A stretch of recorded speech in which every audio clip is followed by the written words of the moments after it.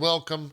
It's the final day of January 2022. And people be buying shit. We got a busy day here on JPNN. Let's go ahead and get started.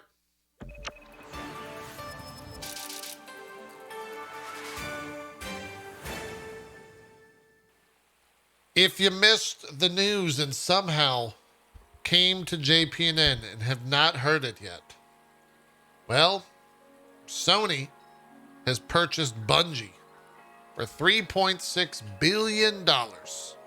Jim Ryan told Christopher Dring, who's the head of GameIndustry.biz, quote, "We should expect more when it comes to the PlayStation acquisitions, and that also this deal has been in the works for about 5 to 6 months. It is in no way a reaction to the Take-Two Zynga or Microsoft Activision acquisitions," which makes a lot of sense.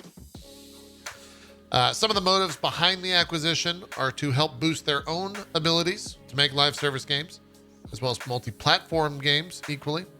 Sony unlocks the potential for Bungie to strengthen its technical capabilities, as well as the prospect of taking its games to movies/TV.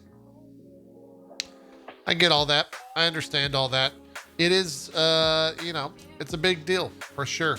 This is now the second time historically that Bungie has been under a bigger umbrella. And the last time they were under a big umbrella was what, like 2009? And then they bought themselves out of that. So we'll see how long they stick around for this one. Bungie did post a couple of things about a roadmap. And one of those things is that they will remain available on all consoles. There won't be any sense of exclusivity, which is obviously a big deal and something that a lot of people were counting on. But I do want to challenge the PlayStation fanboys that are out there and saying, "Lol, Microsoft, it's your move." Sony purchased a single video game. Microsoft purchased a lot. And it was a $3.6 billion deal compared to a $68 billion deal. Kind of different. Also keep in mind, it's not a reaction, I want to double down on that, to the Microsoft Activision purchase. All this really means is it's just one step further to a handful of companies owning everything. There's a bunch of analysts out there that are saying that the next target for Sony is likely EA, but they could also be looking to buy Ubisoft and or Take-Two, which would be sizable purchases compared to Bungie. HollywoodReporter.com had that article. That'd be a ton of money to purchase any of those. I think out of those games, those companies, I think Take-Two is probably worth the most, then EA, then Ubisoft. That's just off the top of my head. If they purchase Take-Two, that's a lot of cash. That would be a lot of money. But we're in a content war right now.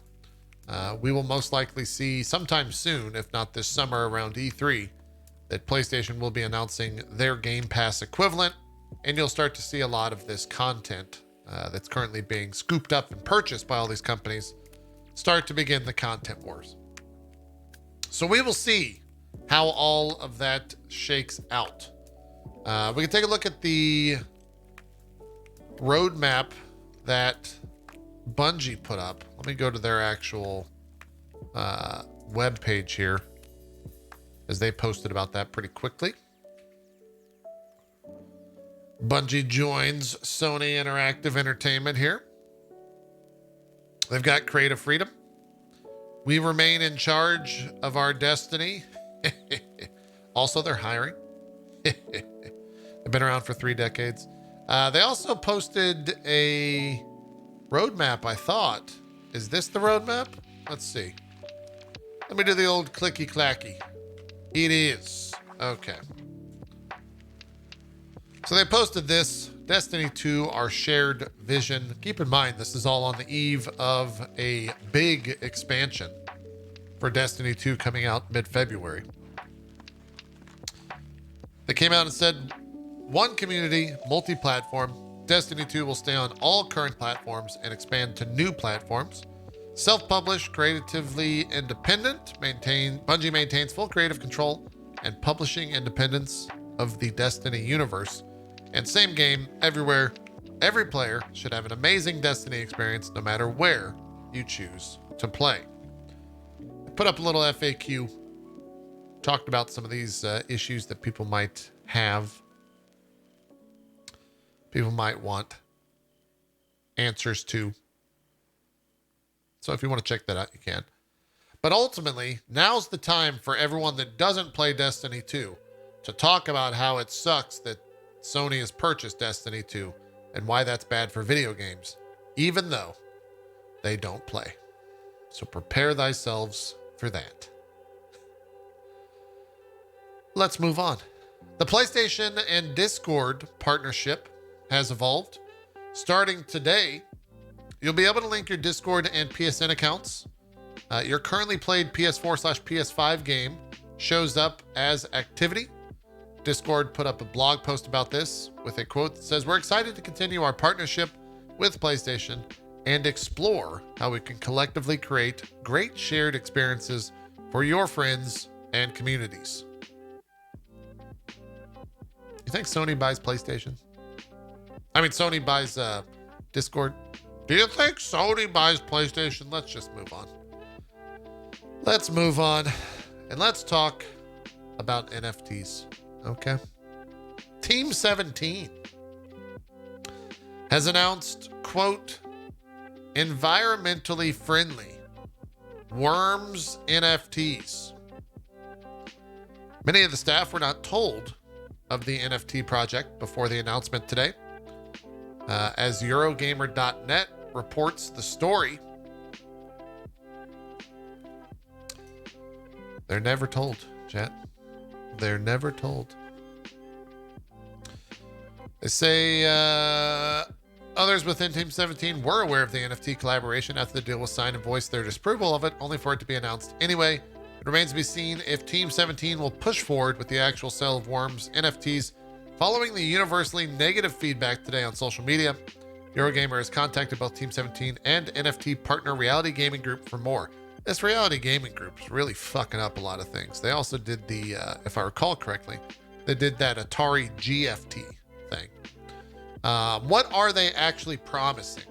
So they are limited edition, unique pieces of computer-generated artwork that will be sold by Reality Gaming Group, which uses a side chain of the Ethereum mainnet. This means, the company says, registering your unique ownership of each Worms collectible is environmentally friendly. So, should 100,000 people buy one, the energy used to register these unique images would be the average kettle usage of just 11 households.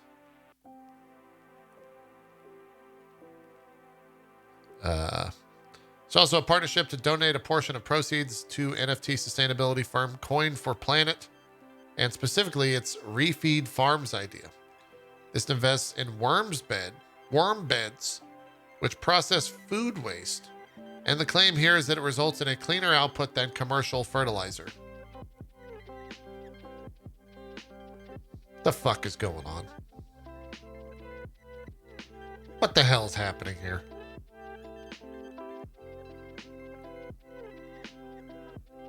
Just stop. Just stop. Just fucking stop. Okay? There's an indie studio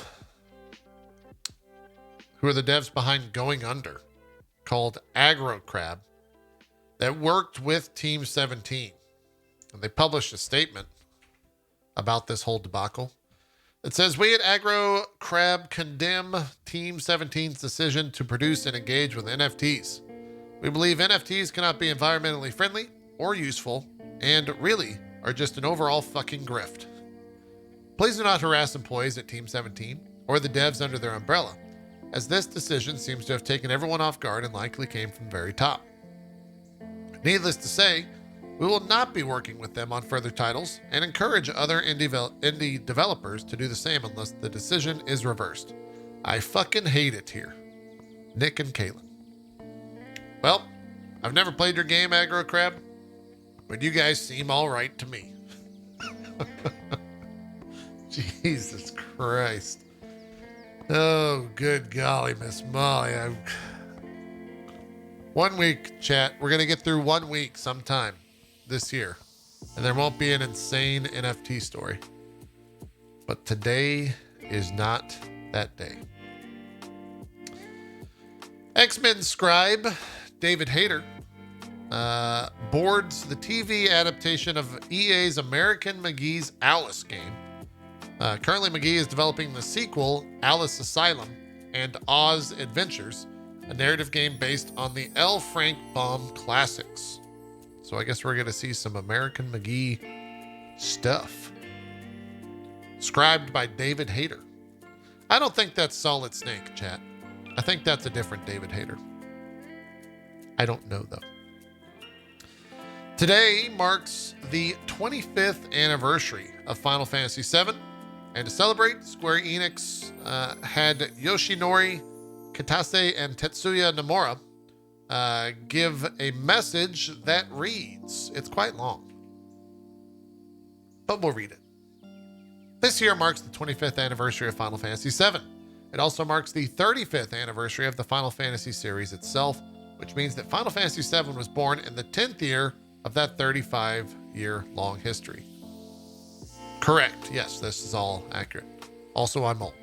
Personally, I'd always thought of Final Fantasy VII as a recent game, but it has now actually become one of those games from the early series.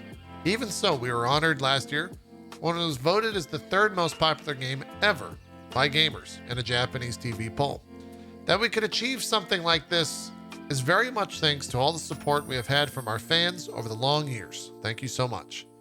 Final Fantasy VII has re-emerged as the latest game in the series once again, with titles like Final Fantasy VII Remake and Final Fantasy VII The Last Soldier, and you can look forward to even more exciting new developments in the future. Yoshinori Kitase.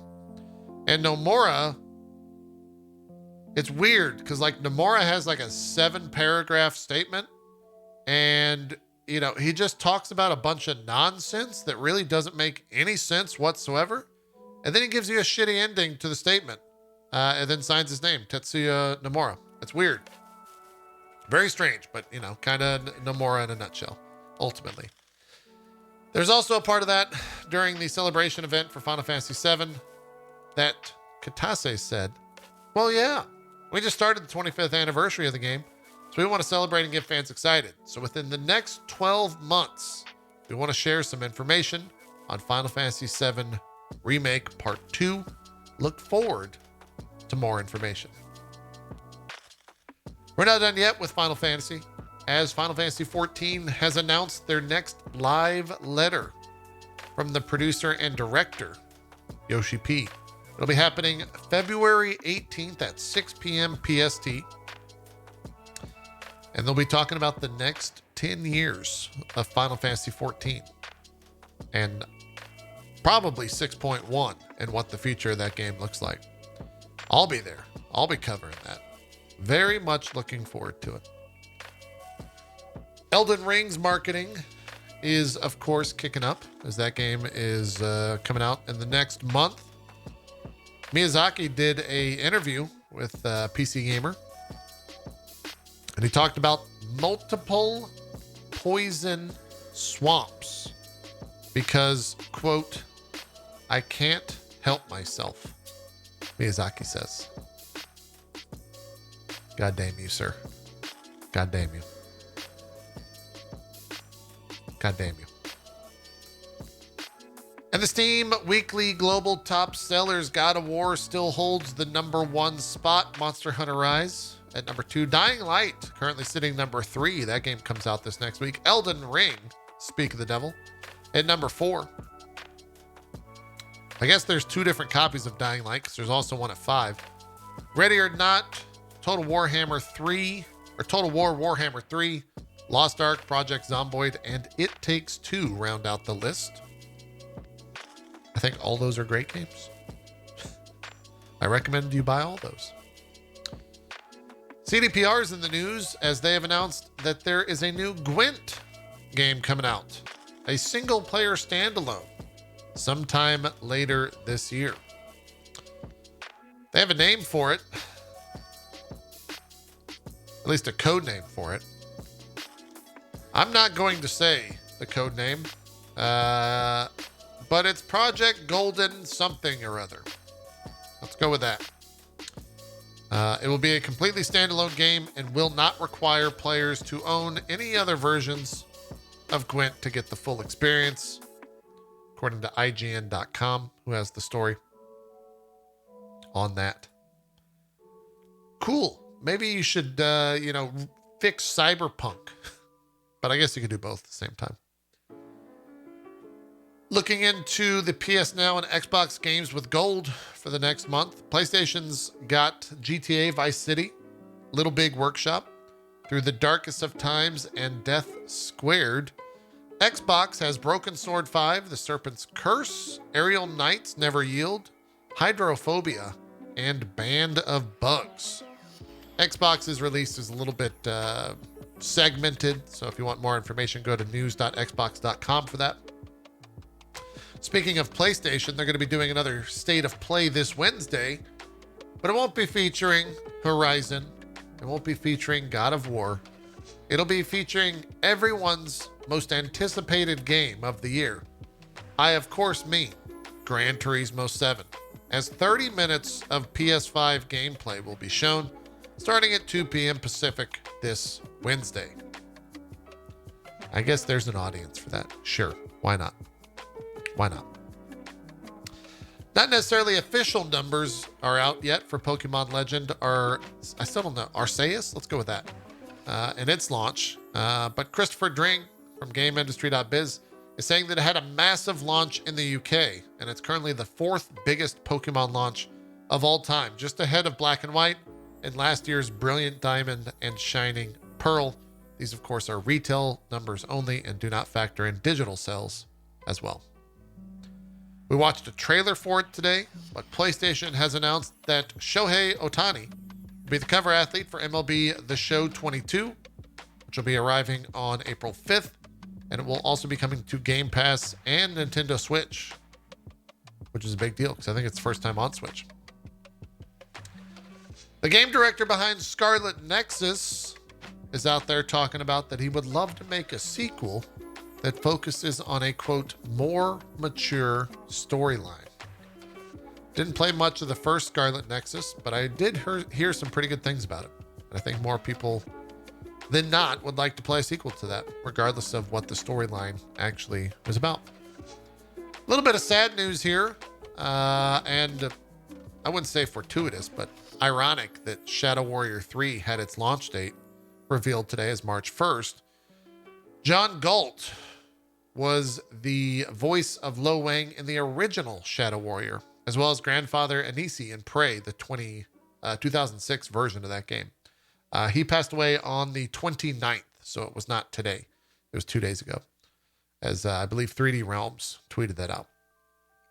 A little bit of big news here coming from the World of Warcraft camp. As cross-faction dungeons, raids, and raided PvP will begin testing soon. This has been something that I think fans have always talked about. No one really ever thought it would happen. But hey, when you're down bad, like you are over at Blizzard, over at World of Warcraft, start testing shit. Start meowing out of control to make sure you get fed. Like my dumb fucking cat Neville, who's surely going to be in here, followed by a dog in about 30 seconds. Prepare thyself. I kind of like the idea of cross-faction dungeons, raids, and raided PvP. The fact that there's still a wall up in today's day and age, like, fuck it. Tear that shit down. Who cares? Bring it on. I think that's great. You need everything you can to really get people interested in World of Warcraft in 2022. And who cares? You know, it takes away the idea of balancing the factions. Now you can just have, like, whatever. Have something be OP. That's fine. A little bit of random gaming news here to round out the day.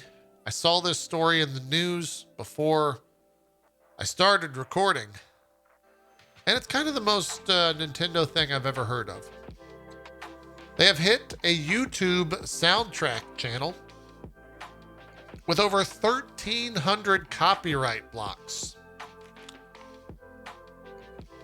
There's a YouTube channel that uploads video game soundtracks by the name of. This website, oh my God. This is for our visual viewers. Good Lord. Just pages and pages of copyright claims. Oh my God. Nintendo's lawyers don't give a fuck. It was Twitter user Gilva Sunner who was subject to all of those. This isn't the first time that Gilva Sunner has pissed off Nintendo. Back in 2019, according to Kotaku.com, the same YouTuber was sent numerous copyright claims from Nintendo over other video game soundtrack uploads. And throughout 2020, Gilva Sunner continued to receive copyright blocks from Nintendo. He offered up a quote and said, "I'm also not angry or surprised that Nintendo is doing this, but I do think it's a bit disappointing. There's hardly an alternative," he explained in a tweet thread from 2020. "If Nintendo thinks this is what it needs to be done, to set an example, I will let them take down the channel. It is their content after all." Wild. Absolutely wild. Quantic Dream is out there in the news talking about Star Wars Eclipse. They recently announced game that they're working on. It's claimed that it'll have a mix of story and gameplay, and that it is heavily inspired by The Last of Us. So maybe a dark story for old Eclipse. Perhaps the darker story is David Cage still exists and is working on that game after all those allegations came out. Who could say, though? Who could say? Troy Baker took to Twitter today and announced that he has ended his partnerships with NFT firm. And it says, quote, "Sorry for the hater crate comment." As you expected. As you expected. Speaking of It Takes Two, not only did it sell well on Steam, but they're also teaming up with a company called DJ2 Entertainment to adapt the game for film and TV. I don't know if that needs to happen. I think that game could be perfectly fine and stay as a game. But who knows? Maybe, I don't make these decisions. That's not my decision to make. Last little bit of rumor here to close out the day. We talked about Hogwarts Legacy, as the Warner Brothers CEO said that they were going to be coming out this year, as well as Gotham Knights. And now there's a rumor that my cat is once again meowing and wants to be fed. However, it's an hour and 20 minutes too early, as well as Hogwarts Legacy coming out in September, according to an industry insider. We'll see. September's a good month. I was born that month. I'm okay with that. I think that's going to do it, though, for the news. Obviously, that Sony and Bungie news is the big old news, and probably not the first that we'll be reporting on giant acquisitions in the month of February. But that's that. I'm going to get out of here. One of these days, I'll get through one of these fucking shows without a cat or a dog just making a shit ton of noise in them. But hey, until that date, thanks for watching. Thanks for listening. If you're watching on YouTube, by the way, you can grab us where podcasts are available. If you do want to grab the audio form, let us know how it goes. Let us know about the background noise. We'd love some feedback. All right. Thank you so much for watching. We will see you on Wednesday for the next edition of JPNN. We're out of here.